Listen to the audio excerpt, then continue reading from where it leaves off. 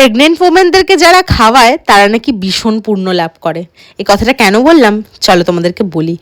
Hello বন্ধুরা, welcome back to my channel Rumela and you. তো দিনটা শুরু হয়েছিল ভীষণ একটা টেস্টি মায়ের হাতে কিন্তু নুডলস দিয়ে, এগ নুডলস।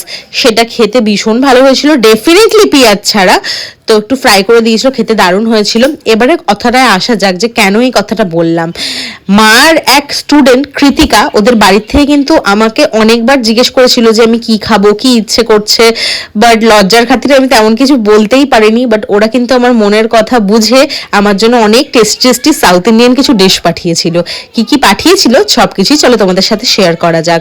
আমি বললাম না, প্রেগনেন্ট ওমেনদেরকে খাওয়ানো, প্রেগনেন্ট ওমেনদের সেবা করা, কিন্তু বলা হয় 10টা পুরোহিতকে বা 10টা ব্রাহ্মণকে তুমি যদি ডেকে খাওয়াও আর একটা প্রেগনেন্ট ওমেনকে খাওয়াও, দুটোই কিন্তু একই ফল পাবে তুমি, বরং একটা প্রেগনেন্ট ওমেনকে খাওয়ালে তার থেকে বেশি। তো দেখো কি পাঠিয়েছিল বড়া, বিউলির ডালের বড়া, যেটা একদমই পেঁয়াজ ছাড়া। তার সাথে পাঠিয়েছিল চাটনি, ভালো মানের কিছু খেজুর পাঠিয়েছিল একটা বক্স খেজুরের। তার সাথে পাঠিয়েছিল কিন্তু চন্দ্রকোনার স্পেশাল ভাজা মিষ্টি।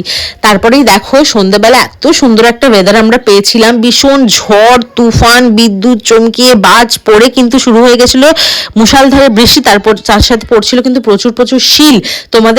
তোমাদের ওখানে কারা কারা এই শিলাবৃষ্টিটা পেয়েছো অবশ্যই কিন্তু কমেন্টে জানিও।